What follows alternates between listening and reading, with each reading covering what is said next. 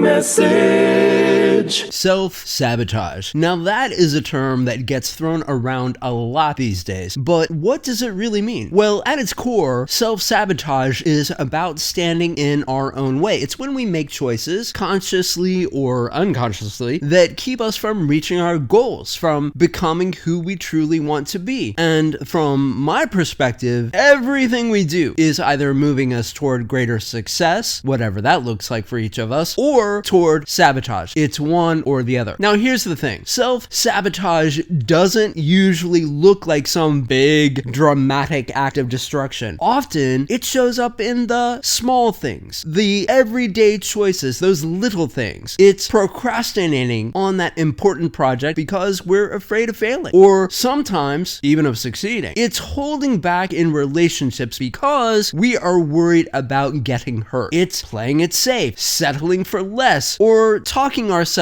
out of opportunities because deep down we question if we are really worthy of more. The tricky part is self-sabotage often feels comfortable. Our brains are wired to keep us safe, and change, growth, can feel like a threat. Even if we want to be more successful, more fulfilled, the unknown can be intimidating. So, in the face of that discomfort, we make choices that keep us exactly where we are. And that's the sabotage right there. It's the choice to avoid discomfort at the expense of our growth. So, how do we begin to break free? Well, first, we have to get clear on what we really want. This isn't about what we think we should want or what others expect from us. It's about defining success on our own terms. When we have a clear vision, it becomes easier to recognize the moments when we're veering off course, when our actions are working against that vision. Then we have to start noticing our patterns. What do we do when things get hard? When the path to success gets uncomfortable? Do we avoid, delay, talk ourselves out of it? The moment we begin to see these patterns for what they are, defense mechanisms, they lose some of their power. We realize that these actions aren't actually protecting us. They're just holding us back. And once we have that awareness, we can begin replacing those patterns with intentional choices. They don't have to be big steps. It could be as simple as taking 5 minutes to work on that project instead of scrolling on our phones. Or it could be saying yes to an opportunity that makes us a little nervous instead of automatically saying no. These small shifts, they add up. And over time, they start moving us in the direction of growth toward our own version of success. Breaking free from self-sabotage, it's not about being perfect. It's about catching ourselves in those moments when we begin to hold back and choosing instead to take a step forward. It's about aligning our actions with our values and our vision, because every time we make that choice, we're building the habit of moving towards success, of becoming the person we truly want to be. So, the next time you catch yourself hesitating, ask yourself, is this moving me toward my vision of success, or